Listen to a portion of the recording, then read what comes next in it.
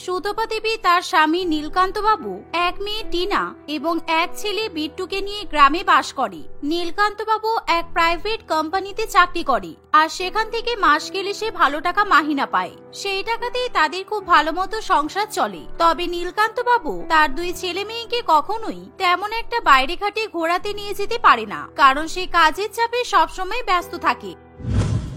বাবা, তুমি আমাদেরকে কোথাও ঘুরতে নিয়ে চলো না, আমাদের স্কুলের ছুটি পড়েছে তো। এই গরমে অনেক দিন স্কুল ছুটি আছে, আর দাদারও তো স্কুল ছুটি আছে। আমাদের দুই ভাই বোনকে তুমি কোথাও একটা ঘুরতে নিয়ে চলো, আর হ্যাঁ, সেখানে গিয়ে আমরা যেন অনেক মজা করতে পারি। হ্যাঁ বাবা, আমিও তোমার সঙ্গে ঘুরতে যেতে চাই। আর এই স্কুলের ছুটিতে আমরা 4 জনে মিলে অনেক মজা করা হবে। আর আমিও তো আমার বন্ধু বান্ধবদের বলতে পারবো যে আমরা অনেক দূর ঘুরতে গিয়েছিলাম আমাদের পরিবারের সঙ্গে। বাবা, মা, জানো তো আমার বান্ধবীরা ওদের ফ্যামিলির সঙ্গে অনেক দূরে দূরে ঘুরতে যায়, ফটো তুলে নিয়ে এসে আমাকে দেখায়। আর ওরা যখন আমাকে জিজ্ঞাসা করে তখন আমি ওদেরকে কিছুই বলতে পারি না, আমি শুধু চুপ করে থাকি। হ্যাঁ টিনা, তুই ঠিকই বলেছিস। আমার বন্ধুরাও তো আমাকে কত ছবি দেখায়, ওরা কোথায় কোথায় ঘুরতে যায় সেসব ছবি এসে আমাদেরকে দেখায়, কিন্তু আমি তো ওদের কিছুই দেখাতে পারি না। কি গো, শুনছো? ছেলে মেয়েরা যখন এত করে বলছে, তাহলে চলো না আমরা কোথাও থেকে ঘুরে আসি। ওদের তো অনেক দিনেরই ইচ্ছা বলো ঘুরতে যাওয়ার। এবার আমরা 4 জনে মিলে ঘুরতে যাব। কত দিন হয়ে গেল তুমি আমাদেরকে কোথাও নিয়ে যাও না। একইভাবে বাড়িতে বসে বসে থাকতে কি আর ভালো লাগে?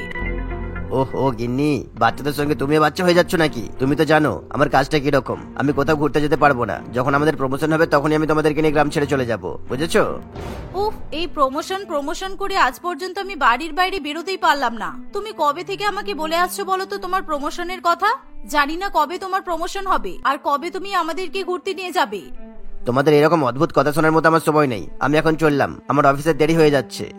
এই বলে নীলকান্ত বাবু অফিসে চলে যায়। এইভাবেই নীলকান্ত বাবু কখনোই তার স্ত্রী এবং ছেলে মেয়েকে বাইরে ঘুরতে নিয়ে যায় না। সেই জন্য তার পরিবার সবসময় তার উপর রেগে থাকে। নীলকান্ত বাবু অফিসে চলে যাওয়ার পর সুতপা দেবীকে আবার বাড়ির কাজে লেগে পড়তে হয়। এই বাড়ির কাজ করে করে তার জীবন প্রায় শেষের পথে।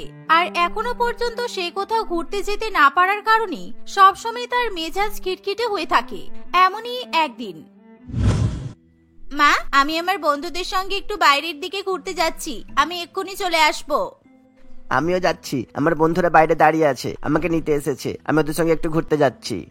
আচ্ছা ঠিক আছে, যা। সবারই তো ঘুরতে যাওয়ার ইচ্ছা আছে, কিন্তু আমার তো ঘুরতে যাওয়ার কোনো ইচ্ছা নেই। তোরা সবাই যে আমাকে কি মনে করিস কে জানি। বিশেষ করে তোদের বাবা, সেই বিয়ের পর থেকে একবারও আমাকে ঘুরতে নিয়ে গেল না। যেদিন থেকে বিয়ে করে এই বাড়িতে এসেছি সেদিন থেকেই হাতাখুন্তি নেড়ে যাচ্ছি। এই রান্নাঘর থেকে আমি আজ পর্যন্ত ছুটি পেলাম না। এই রান্নাঘরেই আমার জীবন শেষ। এভাবে সুতপা দেবী রাগে গজগজ করতে করতে নিজের কাজ করতে থাকে, আর তার ছেলে মেয়েরা বাইরে ঘুরতে চলে যায়। অন্যদিকে নীলকান্ত বাবু অফিসের কাজে ব্যস্ত থাকে। এভাবে বেশ কিছুদিন কাটে, আর প্রচন্ড পরিমাণে গরম পড়ায় তাদের বাড়িতে থাকতে প্রত্যেকেরই খুবই কষ্ট হয়। বিশেষ করে সুতপা দেবী রান্নাঘরে একদমই থাকতে পারে না। বলি, শুনছো? তুমি তো আমাকে কোথাও নিয়ে যাবে না, আর আমার মনেও হয় না এসব কথা বলাতে তোমার আর কোনো আসে যায়। আমি জানি তোমাকে আমি যাই বলি না কেন তুমি আমার কোনো কথাই পাত্তা দেবে না। তাই এবার আমাকে রান্নাঘরে একটা এসি লাগিয়ে দাও তো। আর হ্যাঁ, রান্নাঘরেই একটা ছোট মতো খাট বিছানা ফেলে দেবে। আমি রান্নাঘরে রান্না করব, আর এসি চালিয়ে ঠান্ডা হাওয়ায় রান্নাঘরেই রেস্ট করতে পারবো। এখন আমার কাছে এসি কেনার মতো টাকা নেই। তোমরা কি বলছো না বলছো একটু ভেবে বলো। এসি কেনার কথা বললেই কি আর এসি কেনা যায়? তুমি কি জানো না এসির দাম কত? বাবা, মা তো ঠিকই বলেছে, রান্নাঘরে অনেক গরম। তুমি তো সবসময় অফিসে এসি ঘরে থাকো, আর বাড়িতেও পাখার নিচে বসে থাকো, তাই তুমি বুঝতে পারো না কেমন গরম পড়েছে। ও, তাহলে এবার তোরা তোদের বাবাকে শেখাবি এরকম গরম পড়েছে? রাস্তা দিয়ে যখন আমি অফিসে যাই তখন আমি ঠিকই বুঝতে পারি কতটা গরম, বুঝেছিস? বাবা, তুমি রাস্তা দিয়ে যখন যাও তখন কি হেঁটে হেঁটে যাও? তুমি তো এসি গাড়িতে করে যাও। এসি গাড়ির ভিতরে থাকলে তুমি কিভাবে রাস্তার গরম বুঝতে পারবে? একমাত্র মাই বুঝতে পারে রান্নাঘরে রান্না করার সময় কতটা গরম হয়। দুই ছেলে মেয়ে এবং স্ত্রীর মুখে এমন কথা শুনি নীলকান্ত বাবু তাদের কোনো কথাই পাত্তা দেয় না। সে চুপচাপ সেখান থেকে চলে যায়, কারণ সে খুব ভালো করেই জানে সে যদি আর কিছুক্ষণ সেখানে দাঁড়িয়ে থাকে তাহলে তার দুই ছেলে মেয়ে এবং স্ত্রী তাকে আরো কথা শোনাবে এবং তাকে এসি কেনার জন্য বাধ্য করবে। তাই নীলকান্ত বাবু সেখানে না দাঁড়িয়ে নিজের মতো অন্য কাজে ব্যস্ত হয়ে পড়ে। এভাবে দেখতে দেখতে 1 মাস কেটে যায় এবং টিনা ও বিট্টুর গরমের ছুটি কেটে তাদের স্কুলও খুলে যায়। মা, এবার আমরা স্কুলে যাব আর আমার বন্ধু বান্ধবরা আমাদেরকে ছবি দেখাবে আর আমাদেরকেও বলবে যে আমরা কোথায় ঘুরতে গিয়েছিলাম। তখন আমরা কি বলবো মা, বলো তো? আমি জানি না, ওসব তোদের বাবাকে জিজ্ঞাসা কর, তোদের বাবাই একমাত্র বলতে পারবে। মায়ের কথা শুনে টিনা চুপ করে যায়। আর সত্যি সত্যি টিনার সঙ্গে এরকমই ঘটে। শুধু টিনা নয়, তার ভাই বিট্টুর সঙ্গেও এই ঘটনা ঘটে। এভাবেই দেখতে দেখতে প্রায় 15 বছর কেটে যায়। এখন বিট্টু এবং টিনা প্রায় বিয়ের বয়সী হয়ে ওঠে। আর একদিন হঠাৎ করে নীলকান্ত বাবু তাদেরকে এক খুশির খবর দেয়। গিন্নি, গিন্নি, শুনছো?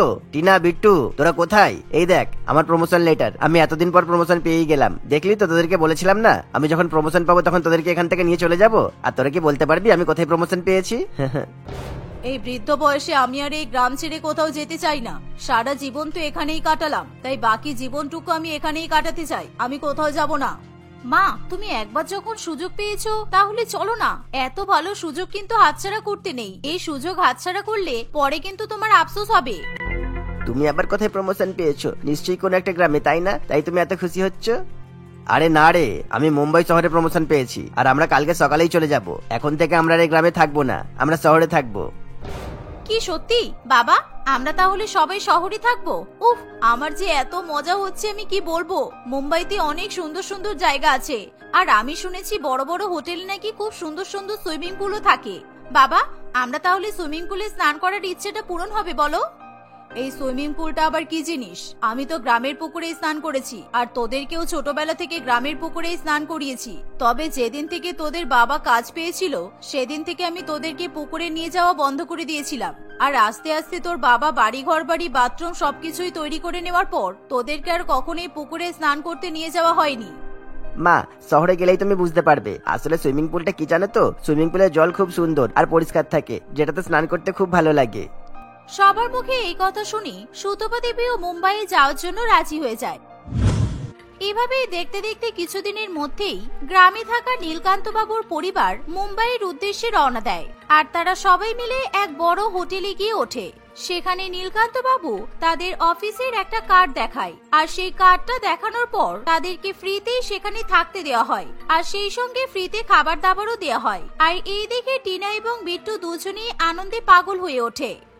আরে এই টিনা, তুই ওপর দিকে কি দেখছিস? ওই দেখ, ওই হোটেলে বড় সুইমিং পুল আছে। এবার থেকে আমরা রোজ সুইমিং পুলে স্নান করতে পারবো। বিট্টু এবং টিনা সুইমিং পুল দেখে প্রচন্ড পরিমাণে খুশি হয়। আর তারা আনন্দে লাফালাফি করতে শুরু করে দেয়। এবার টিনা এবং বিট্টু দুজনেই সুইমিং পুলে যাওয়ার জন্য রেডি হয়ে নেয়।